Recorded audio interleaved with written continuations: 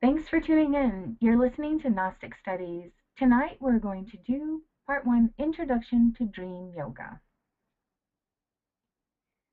When we use the term dream yoga, it often brings up the idea of certain body postures that may in some way benefit or help our dreams. This is because yoga is known here in the West as physical exercises. However, yoga really includes not just physical practices, but also mental and spiritual practices or disciplines as well. The Sanskrit noun yoga is derived from the root yuj, meaning to attach, join, harness, or yoke. The word yoga has the same root as the English yoke. The Bhagavad Gita defines yoga as skill and action. So let's think of dream yoga in a similar context, being skillful in the dream or astral world. But what is the dream or astral world? According to Gnostic philosophy, when our physical body falls asleep, our consciousness leaves the body in the physical world, the third dimension, or Malkut, when referring to the tree of life, and enters into the astral world, or fifth dimension, or Hod. There, in the astral, one is able to move about, similar to how one can do so here in the physical. However, upon returning to the physical body, many people do not remember their dreams at all, or claim that they do not dream, etc., while others can remember many details, or are able to take control of their dreams and fly. So why is this? Or how does this happen? There are a few different factors that Gnostic philosophy says will explain the answers to these questions. The most important of which is our psychology and the state of our consciousness. Dreams are intimately related with our psychology, and it's important to include Gnostic psychological studies if we're going to get the most from our dreams. Gnostic psychology places a great emphasis on states of consciousness. Therefore, to understand dreams and their significance, we need to understand the states of consciousness. If you have any questions or comments, please leave them in the comment area. The different types of psychology. As we've mentioned in other classes, this school endorses the concept that all authentic religions teach the same fundamental principle. A comparative study of religions allows us to reach the conclusion that the science of psychology has always been intimately associated with all religious principles. Any comparative study of religions demonstrates to us that within the sacred literature of various countries at different periods, there are wonderful treasures of the psychology of science, of the science of psychology. Additionally, in ancient times, psychology was intelligently hidden behind the graceful forms of sacred dancers, or behind the enigma of strange hieroglyphs, or beautiful sculptures, poetry, dramas, or even behind the delicious music of the temples. Profound analysis and deep investigations allow us to understand that the different systems and psychological doctrines that existed in the past and today can be divided into two categories.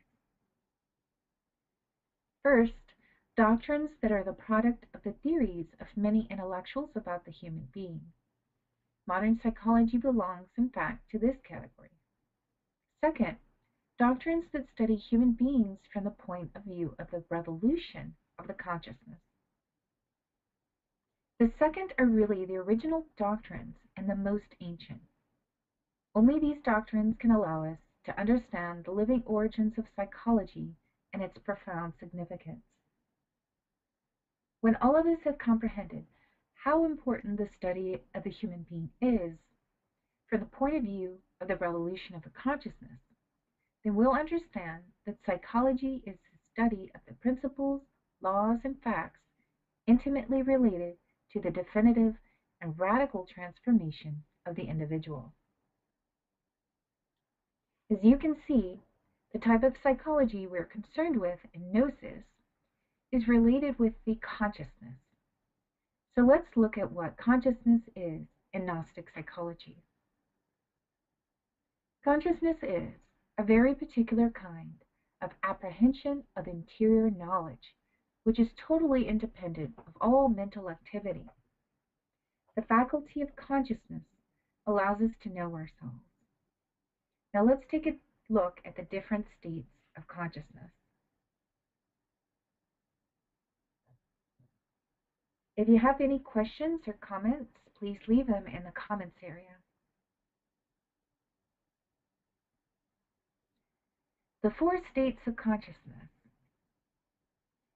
The four states of consciousness are sleep, the vigil state, being awake in the physical, self-consciousness, and the fourth is objective consciousness. The poor intellectual animal, mistakenly called a human being, only lives in two of those states. One part of their life is spent in sleep, and the other in the improperly called vigil state, which is also a type of sleep, being that of psychological sleep.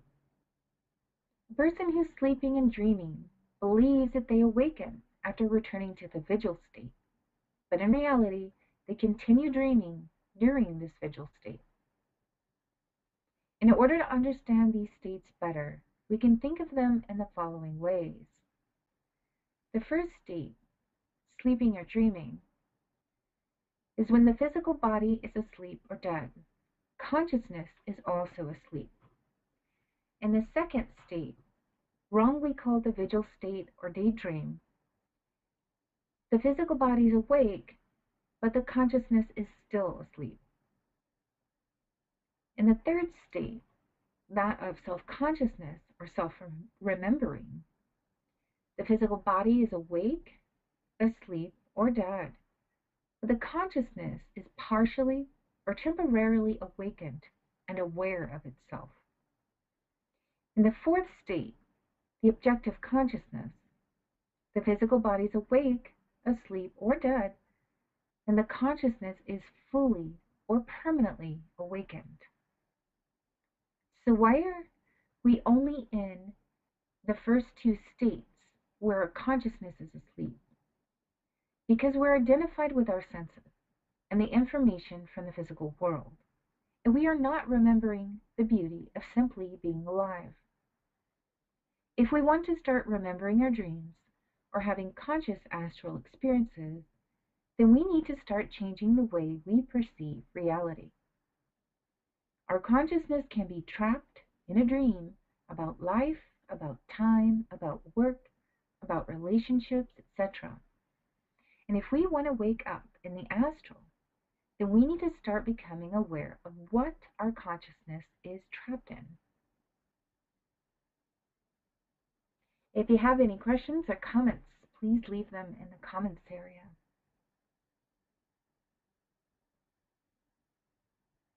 Identification and fascination. It's necessary to know that humanity lives with its consciousness asleep. People who work dreaming walk through the streets dreaming. They live and die dreaming. When we come to the conclusion that the entire world lives dreaming, then we comprehend the necessity to awaken. We need the awakening of the consciousness. The profound dream in which humanity lives is caused by fascination. People are fascinated by everything in life. People forget themselves because they're fascinated. The drunkard in the bar is fascinated by alcohol, the place, the pleasures, the friends, and those they're attracted to. The vain woman in front of a mirror is fascinated by her enchantment with herself. The greedy person is fascinated by money and possessions. The honest worker in the factory is fascinated by hard work.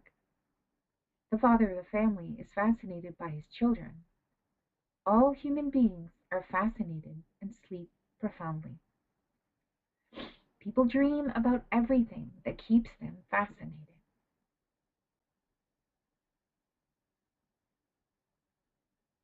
Any questions or comments can be left in the comments area. If we're dreaming in the physical world, then when the physical body goes to sleep, we continue dreaming. During sleep, the consciousness, trapped in the ego, escapes from the physical body. This departure is necessary so that the vital body can repair the physical body. In the internal worlds, we're able to affirm that the ego takes its dreams there into the internal worlds. In the internal worlds, the consciousness, trapped in the ego, occupies itself with the same things that fascinated in the physical world. Thus, during our sleep, we see that the carpenter in his carpentry shop, the policeman guarding the streets, the barber in his barber shop, the blacksmith at his forge, the drunkard in the tavern or bar, etc., etc. All these people live in the internal worlds as if they were in the physical world. During sleep, it does not occur to any living being to ask whether they are in the physical or astral world. Those who have asked such a question during sleep have awoken in the internal worlds. Then with amazement, they've been able to study all the marvels of the superior worlds. Only by becoming accustomed to asking ourselves this question from moment to moment during the so-called vigil state can we manage to ask such a question of ourselves in the superior worlds during the hours given over to sleep. Clearly, while we're asleep, we repeat everything that we do during the day. If during the day we accustom ourselves to asking this question, then this will lead us to repeat the same question to ourselves at night, while physically sleeping, and while out of the body. The result will be the awakening of the consciousness. This practice allows one to remember oneself.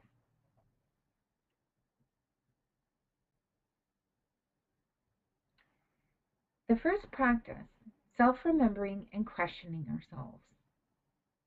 The human being who's fascinated does not remember himself. Therefore, we must remember ourselves from instant to instant.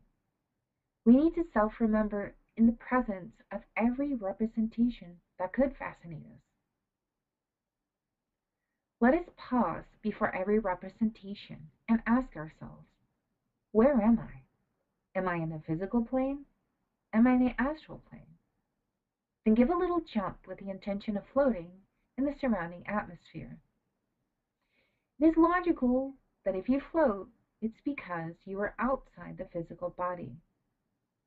The result will be the awakening of the consciousness. The objective of asking this question in each moment is so that it becomes engraved in the subconscious, so that it may manifest later during the hours given to sleep. Hours when the ego is really outside the physical body. If you have any questions or comments, please leave them in the comments area. The astral world and our awareness. You should know that in the astral world, things often appear just as here in the physical plane.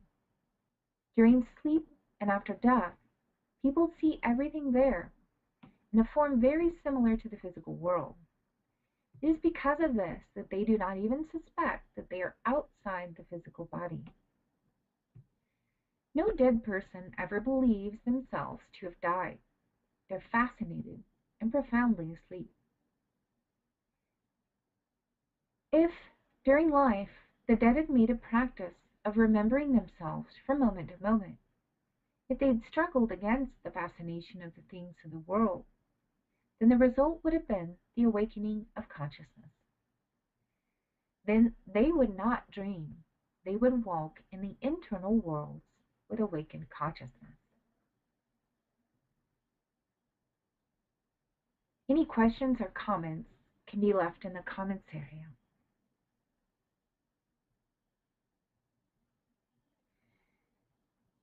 The second practice, retrospective exercise and Raum Gaum.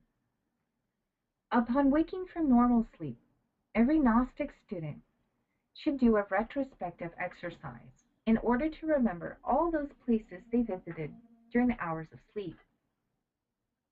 We already know that the consciousness trapped in the ego travels a great deal, going to where we've been physically, repeating all that we saw and heard.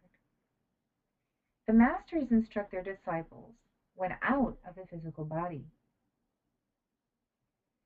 It is urgent to know how to meditate profoundly and then to practice what we learn during the hours of sleep. It is necessary to remain still at the time of waking, because with the movement, the astral body is agitated and the memories are lost. It is urgent to combine the retrospective exercises with the following mantra: Raum Gaum. Each word is divided into 2 syllables. Ra Om Ga Om. One should accentuate the vowel O. This mantra is for the student what dynamite is for the miner. Just as the miner opens a path through the bowels of the earth with the aid of dynamite, so also the student opens a way to the memories of the subconscious with the aid of this mantra.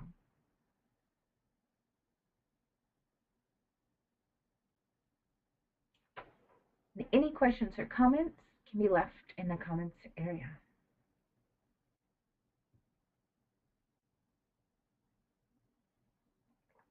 We need persistent effort, patience in our development. Impatience. As a rule, those who have recently entered Gnosis are full of impatience. They want immediate results, instantaneous astral unfolding, illumination, wisdom, etc. Yet, reality is something else. Nothing is given to us as a gift. Everything has a price. Nothing is attained through curiosity, instantaneously or rapidly. Everything has a process and its development. The process of awakening is slow, gradual, and natural. When the consciousness is already totally awakened, it is not something sensational or spectacular. It is simply a reality, as natural as a tree that grew slowly, which is unfolded and developed without sudden leaps or sensational events. Nature is nature. The Gnostic student in the beginning says, I am dreaming. Later they explain, I am in the astral body, outside the physical body. Later still, they obtain samadhi, ecstasy, and one enters the fields of paradise. In the beginning, the manifestations are sporadic, discontinuous, followed by long periods of unconsciousness. Much later, the igneous wings give us continual, uninterrupted, awakened consciousness. If you have any questions or comments, please leave them in the comments area. The third practice, changing to the third state of consciousness with gratitude. In the final chapter of Fundamental Education, we read the following. There are exceptional moments when the intellectual animal awakens, but these moments are very rare. They can occur in an instant of extreme danger, during an intense emotion, in a new circumstance, or in a new unexpected situation, etc. Note that the last 2 examples given are about new situations, because here we have an important key that we need in order to begin awakening our consciousness.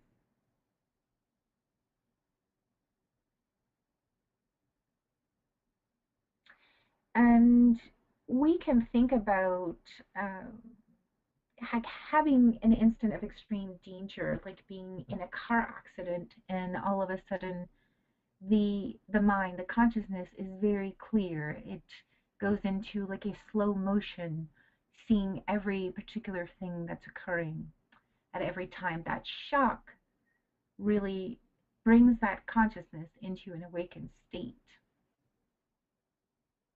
And you all may have had experiences like that. We need to learn to take life as new and not as routine. If some of the only times that we're able to go naturally from the first or second state of consciousness to the third is in a new circumstance or unexpected situation, then by taking every circumstance or situation as new will allow us to enter and maintain the third state of consciousness. One of the ways we can do this is with gratitude, appreciating this moment that we have, even if it is not what we want or in any other way we can come up with, which will allow us to just take the moment as it is. For example, in order to move to the third state of consciousness in the morning, let's appreciate the shower. Do we have running water? Is it hot? Let's thank God for that and be grateful for the hot water and be present with that gift. In order to move to the third state of consciousness, when we eat a meal, let's appreciate that we have food, even if it's not our favorite meal, because at least we have something to eat and be present with that gift. Samael Aumbior tells us, a human being is what their life is. So if this is true and our life's a dream, then we're a dream. But if we remember ourselves, then our life can awaken. And in the next class, we're going to go into more detail about different tips which are recommended in order to help us remember our dreams and to have conscious astral experiences.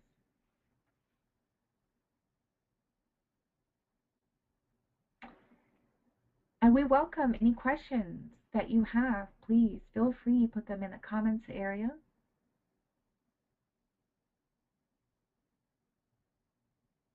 And that is what we had to present for you tonight.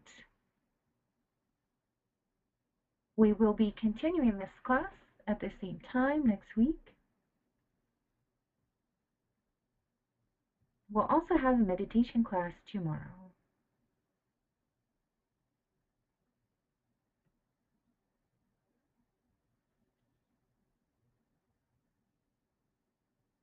Thank you. I'm glad that you enjoyed the class.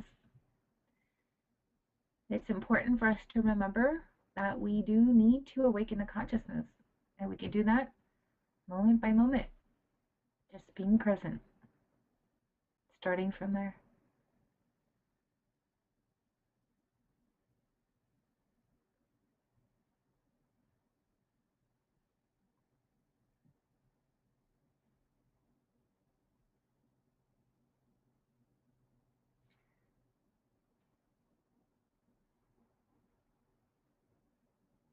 If there are no more questions or comments tonight, thank you all for tuning in. Again, we will be going into the next part, same time next week. And tomorrow night at the same time, we'll have a meditation class. Thank you.